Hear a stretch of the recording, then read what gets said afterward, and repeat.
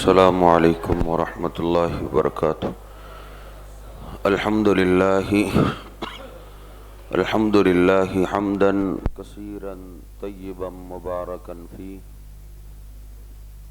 اللہم صل علی محمد وازواجہ وذریتہ کما صلیت علی آل ابراہیم وبارک علی محمد وازواجہ وذریتہ کما بارکت علی آل ابراہیم انک حمید مجید۔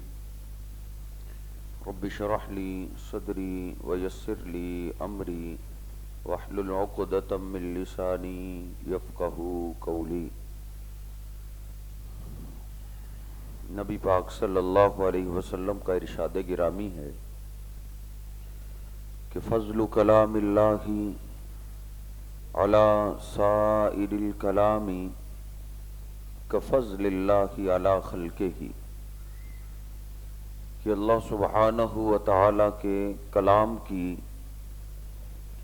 قرآن پاک کی، قرآن کریم کی شان باقی ساری کتابوں پہ، وہ زمینی کتابیں ہوں یا آسمانی کتابیں ہوں، ساری کتابوں پہ قرآن پاک کی شان ایسے ہے جیسے اللہ کی شان اللہ کی مخلوق پہ ہے۔ قرآن پاک ساری کتابوں میں سے عظیم ہے۔ یہی وجہ ہے اللہ رب العزت نے یہ قرآن پاک نبی پاک صلی اللہ علیہ وسلم کو ایسے نہیں عطا کیا جیسے ہمیں مل جاتا ہے۔ ہمیں تو خیر مفت میں مل جاتا ہے، مسجد میں بھی مفت میں ہے، مدرسے میں بھی مفت میں قرآن ملتا ہے طالب علموں کو، ہر گھر میں پڑا ہے، لیکن نبی پاک صلی اللہ علیہ وسلم کو یہ قرآن پاک ایسے نہیں ملا تھا۔ امی عائشہ طیبہ طاہرہ رضی اللہ تعالیٰ عنہ بیان فرماتی ہیں کہ اگر سخت سردی کا موسم بھی ہوتا، جبریل امین آپ کے پاس قرآن پاک لے کر آتے،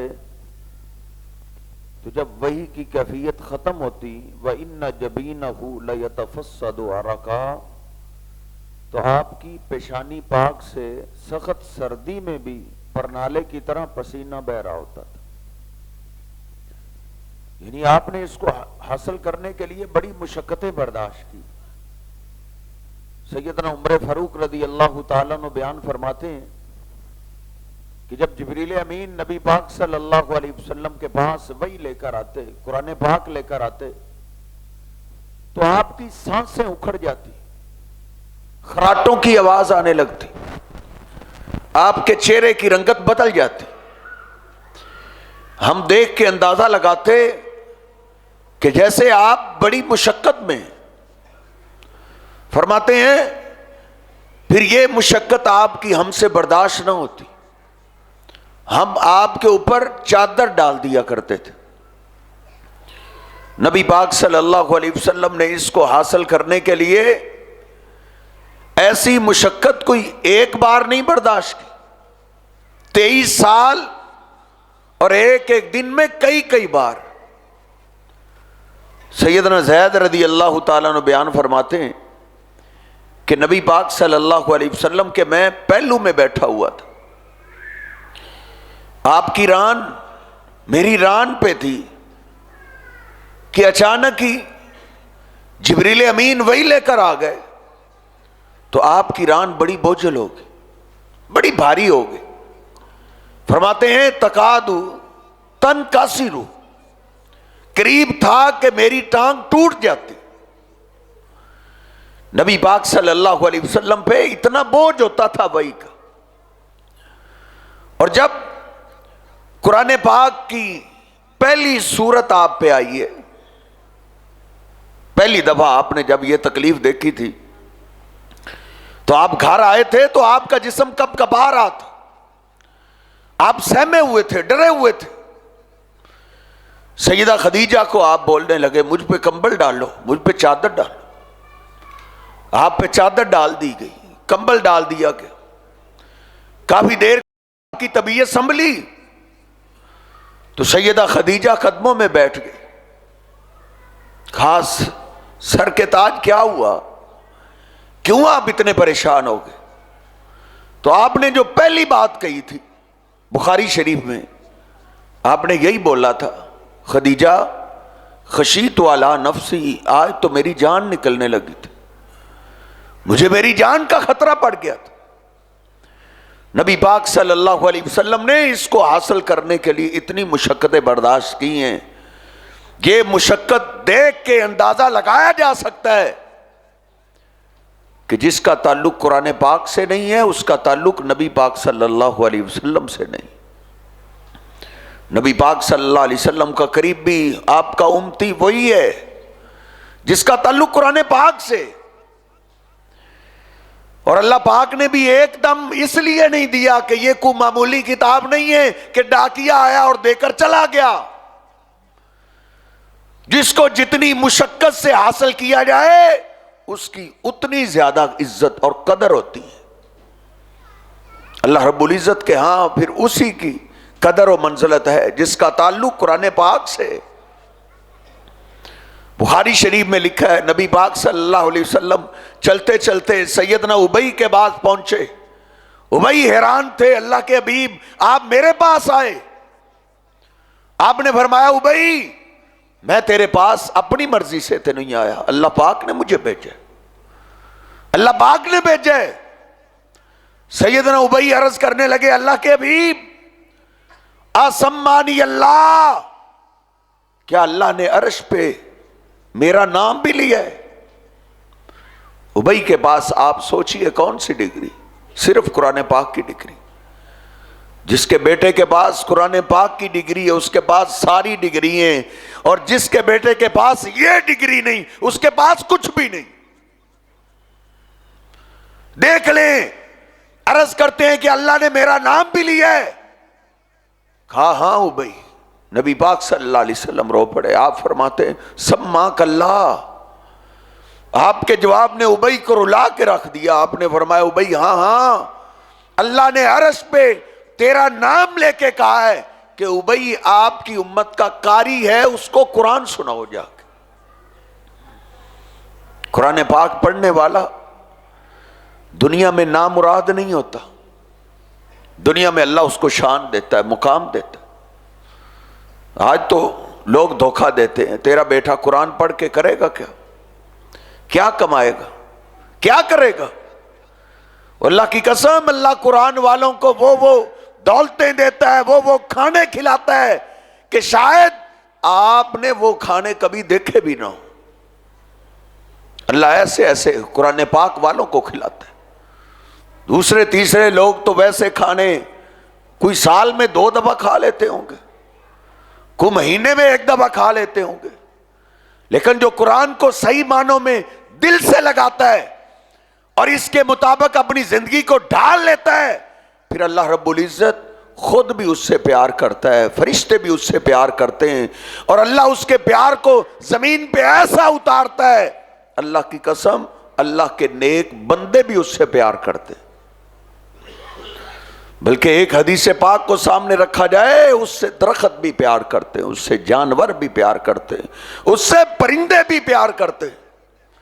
اس لیے قرآن پاک کو سمجھیے، اس کے مطابق ڈھالیے اپنے آپ کو، اس کو سینے سے لگائیے. اپنی اولادوں کو بنیادی طور پہ قرآن پاک کی ڈگری دلوائیں، اس سے بچوں کا حافظہ تیز ہوتا ہے. ہمارے ایک بہت بزنس مین ہیں، دبئی میں رہتے ہیں، وہ بتا رہے تھے، حافظ ہیں وہ کہتے ہیں قاری صاحب جس کے بیٹے کے پاس قرآن کی ڈگری آ جاتی ہے اللہ اس کے دل کو روشن کرتا ہے، پھر وہ جس میدان میں بھی نکل جائے اللہ رب العزت اس روشنی کی وجہ سے اس کو ہر قسم کے دھوکے سے بھی بچا لیتا ہے. وہ کاروباری بزنس روٹ اختیار کر لے، اس میدان میں بھی اللہ اس کو نقصان سے بچاتا ہے، اللہ اس کو دھوکے سے بچاتا ہے، اللہ اس کی زندگی کے ہر موڑ میں مدد کرتا ہے. جس کے سینے میں قرآن والی دولت ہوتی ہے اللہ اس سے پیار کرتا ہے، اللہ اس سے محبت کرتا ہے. نبی پاک صلی اللہ علیہ وسلم کئی صحابہ آپ کے پاس قرآن پاک سیکھتے تھے، جس عمر میں مسلمان ہوتے اسی عمر میں وہ سیکھنا شروع کر دیتے۔ یہ تو نوری علم ایسا، اس کے لیے عمر کی کوئی قید نہیں۔ اب اس کی عمر 20 سال کی ہوگی، اب تو یہ پڑھ ہی نہیں سکتا۔ اب 25 سال کا ہو گیا، 30 سال عمر ہو گئی، بس اس تعلیم کے لیے یہ ایکسپائر ہو گیا۔ نہیں، یہ دنیا کے علوم ہیں، یہ دنیا کی کتابیں ہیں، لیکن یہ جو نوری علم ہے اس کے لیے آپ جس مرضی عمر کے حصے میں ہیں، جب شوق آ گیا اسی وقت سیکھنا شروع کر دیں۔ اللہ کے ہاں اسی وقت ویلیو بڑھ جاتی۔ اللہ کے ہاں 40 سال کی عمر میں قرآن سیکھنا تو نبی پاک صلی اللہ علیہ وسلم کی پیاری سنت ہے۔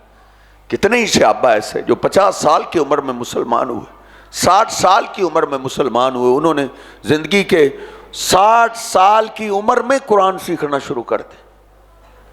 ادھر تو ڈگریاں ضائع ہو جاتی ہیں 60 سال عمر کے بعد۔ دنیا کے محکمے کہتے ہیں یہ ڈگریاں لے جا گھر، اب تو ہمارے کام کا نہیں رہا، لیکن یہ قرآن پاک کی ڈگری ایسی ہے تو 60 سال کے بعد بھی سیکھنا شروع کر۔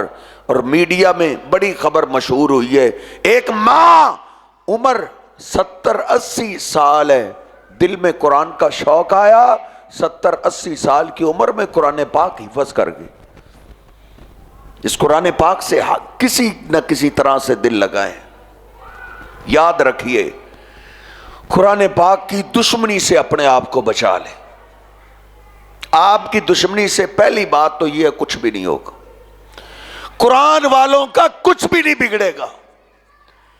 میں اور آپ میں سے کوئی قرآن والوں کی یا قرآن کی نفرت دل میں رکھ لے، قرآن اور قرآن پاک والوں کو کوئی فرق نہیں پڑے گا، اپنا ہی نقصان ہوگا۔ ہاں اگر قرآن پاک سے دل لگائیں گے پھر ہمارا اپنا فائدہ ہے۔ نبی پاک صلی اللہ علیہ وسلم فرماتے ہیں کئی میرے امتی ایسے گناہگار ہوں گے، ایسے گناہگار ہوں گے جو حساب کتاب سے پہلے ہی جہنم میں گرے ہوں گے، میں سب سے پہلے ان کی سفارش کروں گا، میری سفارش پہ میرے امتیوں کو جہنم سے نکالا جائے گا، پھر جاؤں گا پھر نکالا جائے گا، تیسری دفعہ پھر جاؤں گا پھر نکالا جائے گا۔ بخاری شریف میں، مسلم میں آپ فرماتے ہیں ثم آتی الرابعۃ، پھر چوتھی دفعہ اللہ کے سامنے جاؤں گا، اللہ رب العزت پوچھے گا اب آپ کا امتی کون رہ گیا، کون باقی ہے؟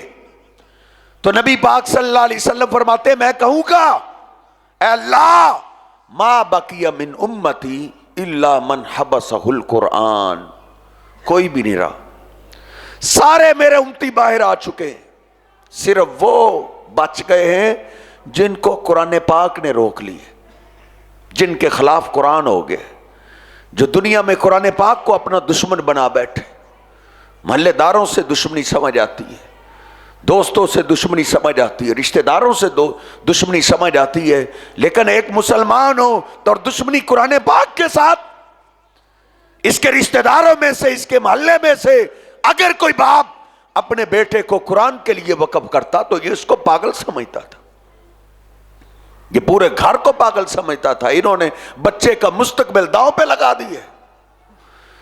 اس کی دشمنی قرآن پاک کے ساتھ تھی۔ نبی پاک صلی اللہ علیہ وسلم فرماتے صرف وہ بچا ہے جس کو قرآن پاک نے جہنم سے نکلنے نہیں دیا۔ پھر اگلی بات آپ کی اتنی قیمتی تھی، اتنی قیمتی تھی کہ اللہ پاک نے میرے حبیب کی قیامت کے دن کی وہ بات قرآن پاک میں نازل کی، وقال الرسول یا ربی ان قوم اتخذوا هذا القرآن مہجورا، اے میرے اللہ میں ان کی اب سفارش، ان کی بات کیسے کروں جنہوں نے میرے جانے کے بعد قرآن پاک کو چھوڑ دیا تھا۔ اس لیے میرے صاحب خوش نصیب ہے وہ جس نے قرآن پاک کو سینے سے لگایا ہے، جس کے پاس قرآن پاک کی ڈگری ہے۔ اور میں اس ماں باپ کو بھی سلام پیش کرتا ہوں جنہوں نے دنیاوی علوم کے ساتھ ساتھ اپنی اولاد کو، اپنے بیٹے کو، اپنی بیٹی کو قرآن پاک کی ڈگری دلوائی ہے۔ اللہ کی قسم جس کی زندگی قرآن پاک کی خدمت میں گزر جاتی ہے اللہ رب العزت اس کو الگ ایک شان دیتا ہے، مقام دیتا ہے۔ آخری بات اور بات ختم، قرآن پاک کی خدمت کرنے والوں میں سے ایک سنہری جو نام آتا ہے، ہائی لائٹ نام آتا ہے، وہ صحابی ہیں سیدنا عبداللہ بن عباس رضی اللہ تعالیٰ عنہ، جنہوں نے بچپن سے لے کے بوڑھے ہونے تک ساری زندگی قرآن پاک کی خدمت کی ہے۔ پہلے نبی پاک صلی اللہ علیہ وسلم سے قرآن پاک سیکھتے رہے، قرآن پاک آپ سے دن کو سیکھتے، رات کو کبھی کبھی تہجد کی نماز میں آپ قرآن پاک پڑھتے تو یہ بستر چھوڑ کے، نیند چھوڑ کے نبی پاک صلی اللہ علیہ وسلم کے ساتھ کھڑے ہو جایا کرتے تھے۔ آپ کا رات کی تاریکی میں تہجد کا قرآن سنا کرتے تھے۔ ساری زندگی ان کی قرآن پاک کی خدمت میں گزری۔ نبی پاک صلی اللہ علیہ وسلم نے ایک دن تہجد کی نماز سے سلام پھیرا، ساتھ ننھا عبداللہ بن عباس بھی تھے، آپ نے سینے سے لگایا، ماتھے سے بوسہ لیا، آپ نے دعا کی، اللہم علمہ القرآن وفقہہ فی الدین، اے میرے اللہ جو قرآن تو نے مجھ پہ اتارا ہے وہ میرے اس عبداللہ بن عباس کو سکھا دے، اس کو فہم دے دے، اس کو تفسیر سکھا دے۔ بڑے بڑے صحابہ اکرام جب ان میں نبی پاک صلی اللہ علیہ وسلم کے جانے کے بعد قرآن پاک کی کسی آیت میں اختلاف ہو جاتا، کوئی کہتا ہے اس کی تفسیر یہ ہے، کوئی کہتا ہے اس کی تفسیر یہ ہے، بڑے بڑے کبار صحابہ بدر میں شریک ہونے والے بھی اس آیت کا فیصلہ عبداللہ بن عباس سے کروایا کرتے تھے۔ ساری زندگی قرآن پاک کی خدمت کرتے رہے۔ امام مجاہد کہتے ہیں میں اکیلے نے عبداللہ بن عباس سے ناظرہ قرآن پاک کی تلاوت تو کئی دفعہ سیکھی ہے، لیکن پورے قرآن کی تفسیر میں نے 3 دفعہ پڑھی ہے۔ عبداللہ بن عباس رضی اللہ تعالیٰ عنہ نے مجھے اکیلے مجاہد شاگرد کو 3 بار پورے قرآن کی تفسیر سکھائی ہے۔ ہر شہر میں جا کے انہوں نے قرآن پاک کی کلاسیں لگائی، لوگوں کو قرآن پاک سکھایا۔ زندگی کے آخری ایام ان کے طائف میں گزرے ہیں، طائف میں ہم نے ان کی قبر دیکھی ہے، اور حدیث پاک میں آتا ہے، مسند احمد میں، طبرانی میں، مجمع الزوائد میں، طائف میں جب ان کی وفات ہوئی، وفات کے بعد جنازہ تیار کیا گیا، جنازہ پڑھا دیا گیا، قبر تیار ہے، جنازہ اٹھا کے قبر کے پاس رکھا گیا۔ صحابہ اور تابعین نے اپنی آنکھوں سے دیکھا، کیا دیکھا کہ ایک سفید رنگ کا پرندہ آیا، وہ عبداللہ بن عباس کے کفن میں داخل ہو گیا۔ اب صحابہ اور تابعین حیران ہو گئے کہ ایسا تو واقعہ کبھی نہیں ہوا، یہ کیا ہو گیا؟ انتظار کرتے رہے، اب یہ پرندہ نکلتا، اب نکلتا، لیکن پرندہ تو نہ نکلا۔ آخرکار ایک صحابی بولا، اس نے کہا یہ پرندہ کوئی عام نہیں ہے، یہ عبداللہ بن عباس وہ ہیں جنہوں نے بچپن سے لے کے جوانی تک، جوانی سے لے کے بڑھاپے تک ساری زندگی قرآن پاک سے دل لگایا، قرآن پاک کی خدمت کرتے رہے، قرآن پاک سیکھتے اور لوگوں کو سکھاتے رہے۔ عبداللہ بن عباس کے ساتھ یہ جاتے ہوئے قرآن پاک کی خدمت ساتھ جا رہی ہے۔ فرماتے ہیں پھر انتظار کے بعد ہم نے اسی طرح عبداللہ بن عباس کا جسم پاک قبر میں اتارا، پھر اوپر سے مٹی ڈالی۔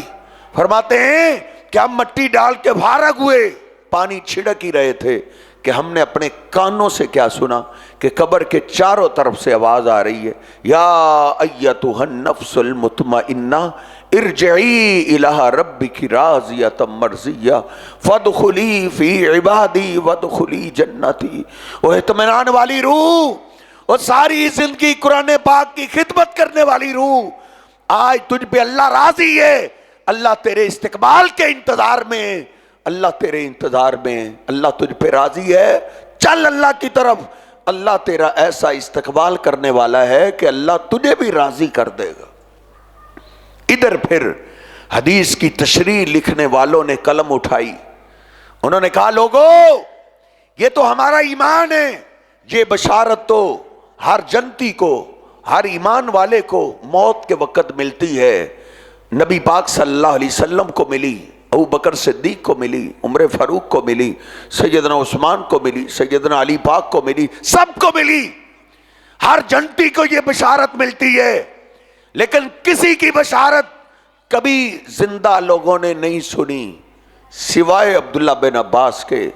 اللہ رب العزت یہ بتانا چاہتا ہے کہ کہ لوگوں اور کسی کو بشارت ملے نہ ملے، جو اپنی زندگی قرآن کے لیے وقف کر دیتا ہے، اللہ اس کو یہ بشارت موت کے وقت ضرور دیتا ہے۔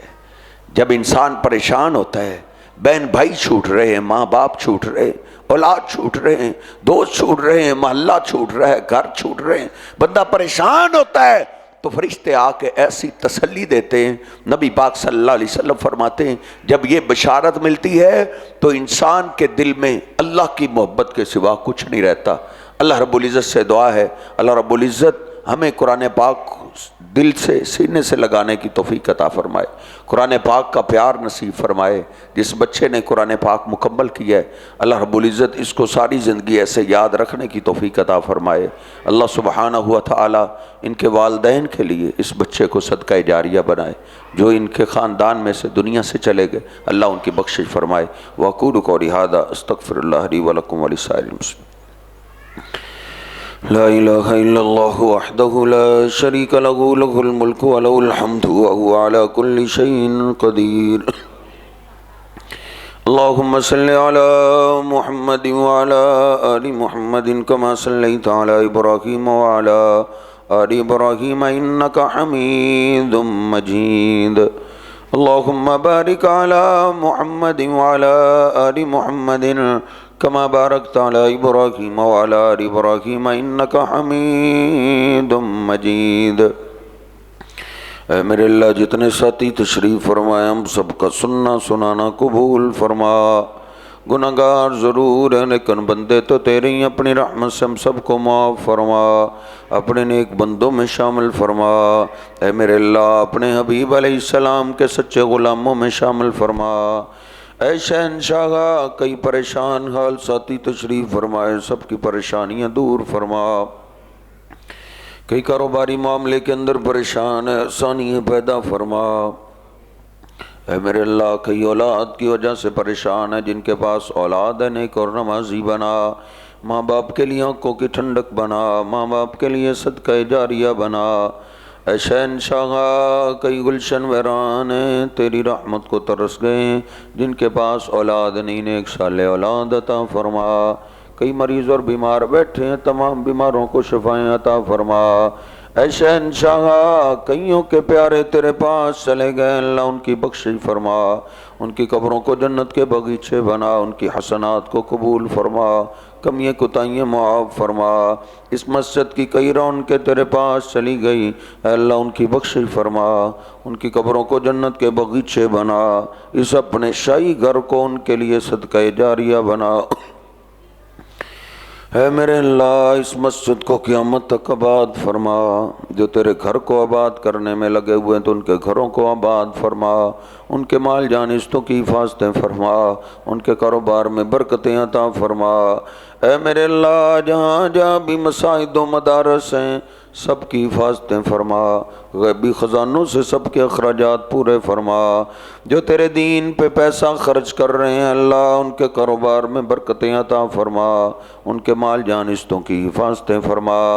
اے میرے اللہ جس ہمارے پیارے بچے نے تیرے پاک کلام کو پڑھا ہے اے اللہ قبول فرما، ہم سب کا سننا قبول فرما، اس بچے کا پڑھنا قبول فرما، یاد کرنا قبول فرما، ساری زندگی ایسے ہی مضبوط پکا یاد رکھنے کی توفیق عطا فرما۔ اے میرے اللہ قیامت کے دن اس بچے کو قاریوں میں شامل فرمانا۔ اے اللہ جن ماؤں نے بھی اپنے بچوں کو قرآن کے لیے وقف کیا اللہ قبول فرما۔ اے اللہ جس ماں باپ نے بھی اپنے پھولوں کو تیرے دین کے لیے تیرے قرآن کے لیے وقف کیا اللہ قبول فرما، ان کو دین کی خدمت کے لیے قبول فرما۔ ربنا ظلمنا انفسنا وان لم تغفر لنا وترحمنا لنكونن من الخاسرین۔ ربنا تقبل منا انك انت السميع العليم وتب علينا انك انت التواب الرحيم۔ اللهم صل على محمد وازواجه وذريته كما صليت على آل ابراهيم وبارك على محمد وازواجه وذريته كما باركت على آل إبراهيم إنك حميد مجيد. سبحان ربك رب العزة عما يصفون وسلام على المرسلين والحمد لله رب العالمين.